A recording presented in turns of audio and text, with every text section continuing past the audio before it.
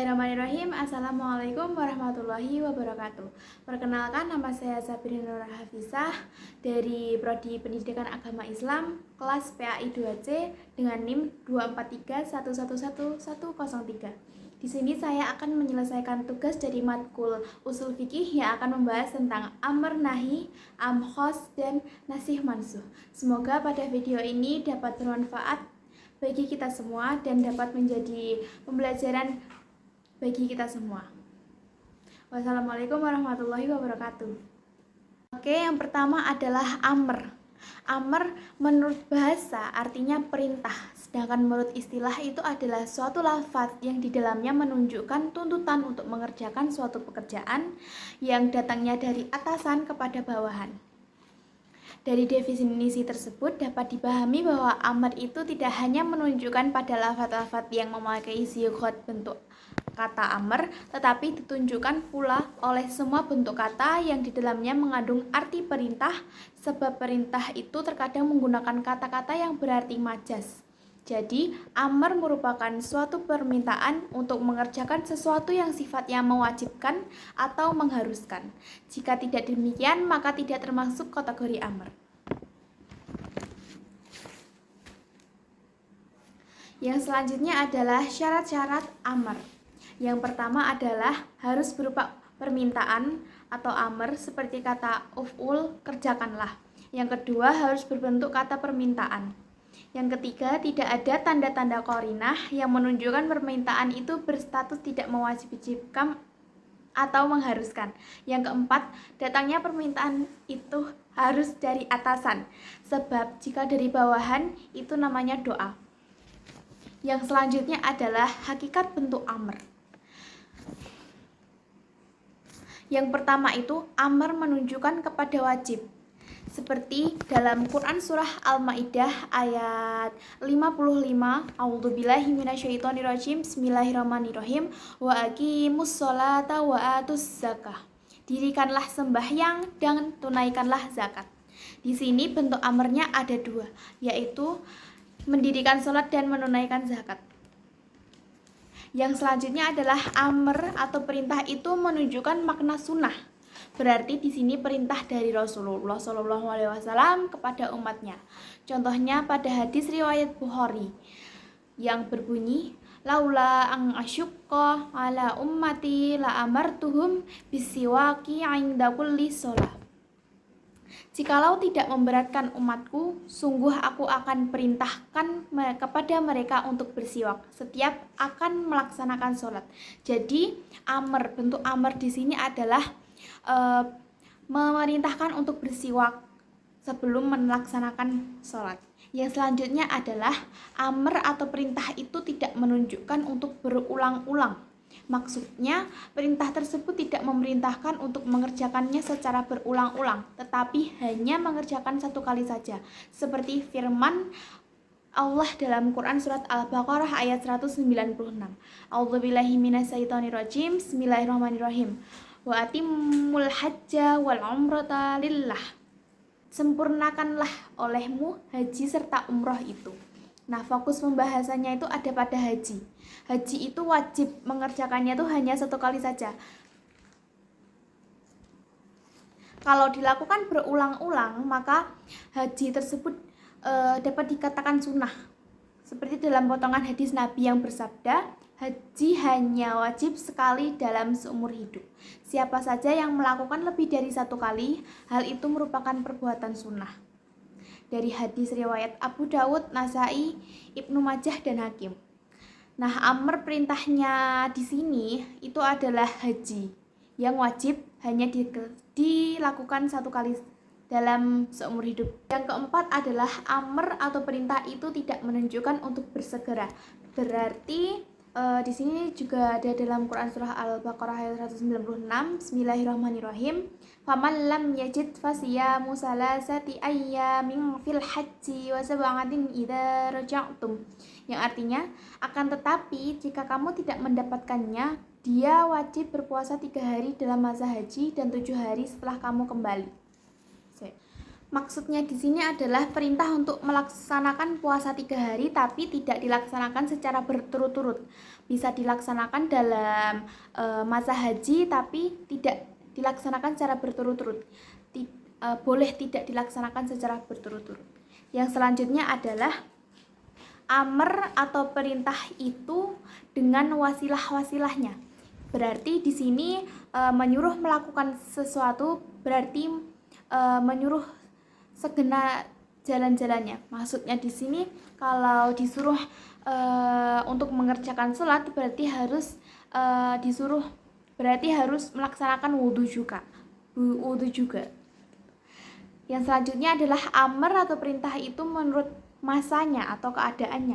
Seperti seorang musafir yang tidak memperoleh air, hendaknya dia mengerjakan sembahyang dan bertayamum sebagai ganti wudhu, ataupun juga wanita haid bisa mengqadha puasanya seperti itu. Selanjutnya adalah amr atau perintah itu yang menunjukkan pada larangan. Misalnya, bila seorang disuruh mengerjakan suatu perbuatan, mesti dia meninggalkan segala lawannya. Seperti disuruh beriman, berarti ia tidak boleh kafir. Yang selanjutnya qadha dengan perintah baru. Ya di sini seperti wanita haid boleh meninggalkan puasa di bulan Ramadan tetapi wajib mengqadhanya atau membayarkannya pada bulan berikutnya. Pada dasarnya perintah itu menunjukkan faedah wajib, namun jika ada qarinahnya bisa berubah status hukumnya. Di sini ada contoh. Dahulu ziarah kubur dilarang, tapi sekarang ada kalimat fazuruha. Fazuruha ini merupakan bentuk amr, tapi amr di sini bukan memiliki makna wajib. Jadi hukumnya dari dilarang menjadi boleh, bukan wajib. Karena nanti kalau ziarah kubur itu wajib, maka tidak berziarah itu dosa. Selanjutnya adalah nahi. Nah, nahi secara bahasa berarti mencegah atau melarang, sedangkan menurut istilah meminta untuk meninggalkan sesuatu perbuatan kepada orang lain yang tingkatannya dengan menggunakan ucapan yang sifatnya mengharuskan. Jadi nahi adalah suatu larangan yang harus ditaati yang datangnya dari atasan kepada bawahan, yakni dari Allah Subhanahu wa taala kepada hambanya. Bentuk-bentuk lafadz nahi yang pertama adalah fi'il mudhari yang disertai lam nahiyah, seperti firman Allah dalam Quran surah Al-Baqarah ayat 11. Wa idh qila lahum la tufsidu fil ard. Janganlah kamu membuat kerusakan di muka bumi. Jadi dalam firman ini itu nahinya adalah janganlah kamu membuat kerusakan di muka bumi. Dan ada juga dalam hadis yang berbunyi janganlah kalian minum seorang dari kalian itu dalam kondisi berdiri. Jadi nahi dalam hadis ini adalah larangan untuk minum sambil berdiri. Selanjutnya adalah am. Am secara bahasa adalah umum, sedangkan secara istilah am adalah lafadz yang mencakup seluruh bagian yang ia lingkupi dengan satu makna saja. Maksudnya lafadz yang pengertiannya itu meliputi seluruh yang termasuk dalam cakupannya tanpa batasan jenis ataupun usia. Sedangkan khos secara bahasa itu berarti mengkhususkan. Sedangkan menurut Abdul Wahab Khalaf, lafadz khos itu menunjukkan satu satuan tertentu seperti orang, jenis, takaran, kaum, golongan, dan sebagainya yang menunjukkan jumlah satuan bukan keseluruhan. Contoh lafadz am dan khos itu terdapat dalam Quran surah Al-Baqarah ayat 183 yang sebagaimana Allah berfirman, A'udzubillahi minasyaitonirrajim, Bismillahirrahmanirrahim. Ya ayyuhalladzina amanu kutiba alaikumusyamu kama kutiba alal ladzina min qablikum la'allakum tattaqun. Nah, ayat tersebut mengacu pada perintah puasa Ramadan yang berlaku bagi semua orang beriman tanpa memandang usia, jenis kelamin, ataupun status sosial. Tapi, apakah semuanya dapat berpuasa? Nah, pengkhususan ini disebut dengan khos, yang berarti dalam firman ini orang yang sakit ataupun orang yang safar, orang yang haid itu boleh tidak berpuasa. Maka yang tidak mencakup tersebut itu dinamakan khos. Ada juga dalam hadis Nabi Muhammad SAW yang bersabda, siapapun yang beriman maka diperintahkan untuk memuliakan, menghormati tetangganya. Artinya itu jangan mengganggu tetangganya. Maka di sini itu menunjukkan siapa saja yang beriman, baik laki-laki ataupun perempuan. Baik laki-laki yang status sosialnya kurang ataupun yang sudah mampu, semua wajib menghormati atau memuliakan tetangga.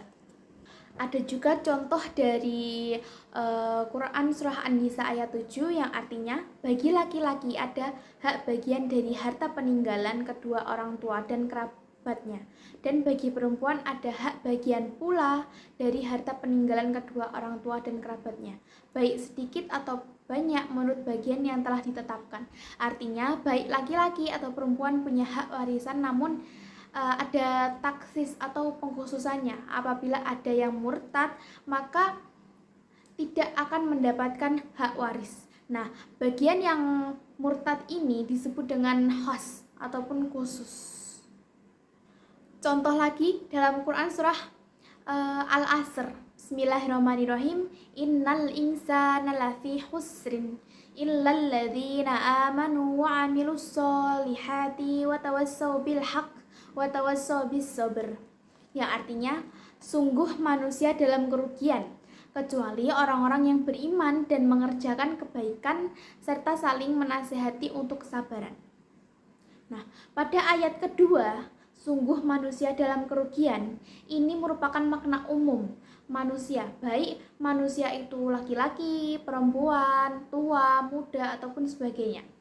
Nah, secara khusus ada dalam ayat yang ketiga, kecuali orang-orang yang beriman dan mengerjakan kebajikan serta saling menasihati untuk kesabaran.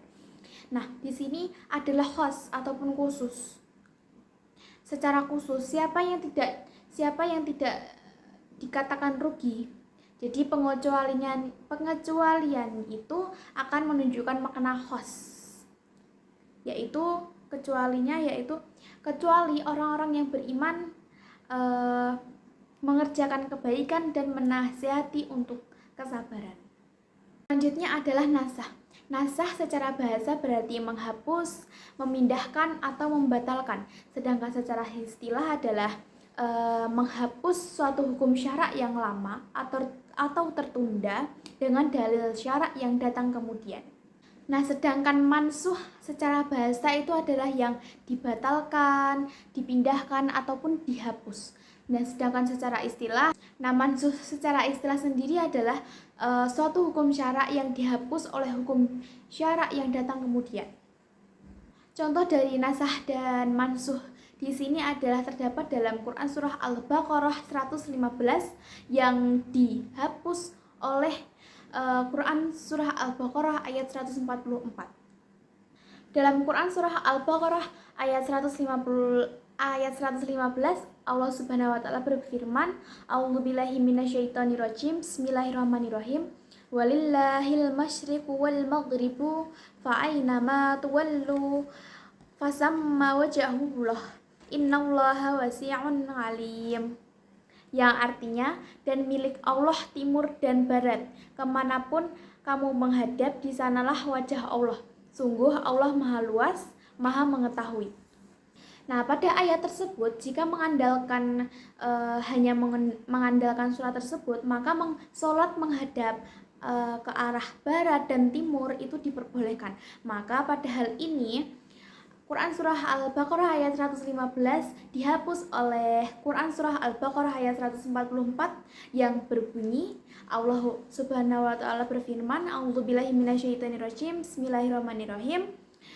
Qad nara taqalluba wajhika fis sama' falanulimannaka qiblatan tardaha fawalli wajhaka syatral masjidil haram wa haitsu ma kuntum fawallu wujuhakum syatrah wa innal ladzina utul kitaba la ya'lamuna annahu al-haqqu min rabbihim wa ma Allahu bifafilin amma ya'malun. Yang artinya, kami melihat wajahmu Muhammad sering mengadah ke langit, maka akan kami palingkan engkau ke kiblat yang engkau senangi, maka hadapkanlah wajahmu ke arah Masjidil Haram, dan di mana saja engkau berada, hadapkanlah wajahmu ke arah itu. Dan sesungguhnya orang-orang yang diberi kitab Taurat dan Injil tahu bahwa pemindahan kiblat itu adalah kebenaran dari Tuhan mereka, dan Allah tidak lengah terhadap apa yang mereka kerjakan. Jadi di sini dalam Quran surah Al-Baqarah ayat 115 menjelaskan bahwa sholat itu boleh menghadap ke arah barat dan timur. Maka ada ayat yang datang kemudian, yaitu ayat surah Al-Baqarah ayat 144 yang menjelaskan bahwasanya sholat itu harus menghadap ke Masjidil Haram. Jadi dapat disimpulkan bahwasanya Quran surah Al-Baqarah ayat 115 dihapus oleh Quran surah Al-Baqarah ayat 144. Jadi Al-Baqarah ayat 115 ini dimansuh atau dihapus oleh Quran surah Al-Baqarah ayat 144. Nah, di sini ayatnya itu masih ada, namun yang dihapus itu adalah hukumnya saja, bukan ayatnya. Ayatnya masih terdapat dalam Al-Quran. Setelah tadi itu nasah Al-Quran dengan Al-Quran, selanjutnya adalah nasah Al-Quran dengan hadis. Nasah Al-Quran dengan hadis, di sini bahwasanya Al-Quran dalam Quran surah Al-Baqarah ayat 180 itu dihapus oleh hadis Nabi Muhammad SAW. Nah, bunyi dari Allah berfirman pada Quran surah Al-Baqarah ayat 180, yaitu tentang kewajiban wasiat kepada orang tua dan kerabat. Nah, di sini dihapus oleh hadis Nabi yang sebagaimana Nabi Muhammad SAW bersabda bahwasanya Innallaha a'taqal ladzi haqqin haqqah wala wasiyata liwarisi. Yang artinya, sesungguhnya Allah telah memberikan seseorang sesuai dengan haknya dan tidak ada wasiat bagi ahli waris. Sebelumnya kan dalam Quran surah Al-Baqarah ayat 180 kan menjelaskan bahwasanya wajib wasiat kepada orang tua atau kerabat. Nah, ini dihapus oleh hadis Nabi yang berbunyi tidak ada wasiat bagi ahli waris. Ahli waris itu adalah orang yang berhak dapat warisan, tapi dalam hadis Nabi ini tidak diperbolehkan. Jadi dapat disimpulkan bahwasanya Quran surah Al-Baqarah ayat 180 dihapus oleh hadis Nabi Muhammad SAW tentang tidak adanya wasiat bagi ahli waris. Nah, selanjutnya adalah nasah sunnah dengan Al-Quran. Itu mirip dengan tadi yang sudah saya jelaskan, nasah dengan Al-Quran bahwasanya dalam nasah sunnah dengan Al-Quran ini menjelaskan bahwasanya Nabi Muhammad pernah melakukan sholat menghadap Baitul Maqdis selama 16 bulan. Nah, ini dihapus oleh firman Allah yang terdapat dalam Quran surah Al-Baqarah ayat 144 yang sudah saya bacakan tadi. Nah, yang selanjutnya adalah nasah sunnah dengan sunnah. Di sini ada contoh bahwasanya Nabi Muhammad SAW itu dahulu pernah melarang ziarah kubur. Kemudian hukum larangan tersebut dinasah menjadi boleh. Nabi Muhammad SAW pernah bersabda, qala Rasulullah SAW, nahaitukum an ziyaratil kuburi fazuruha. Yang artinya Rasulullah SAW bersabda, dahulu aku telah melarang kalian berziarah kubur, namun sekarang berziarahlah kalian semua ke sana. Sekian, itu saja yang dapat saya sampaikan. Kurang lebihnya mohon maaf. Assalamualaikum warahmatullahi wabarakatuh.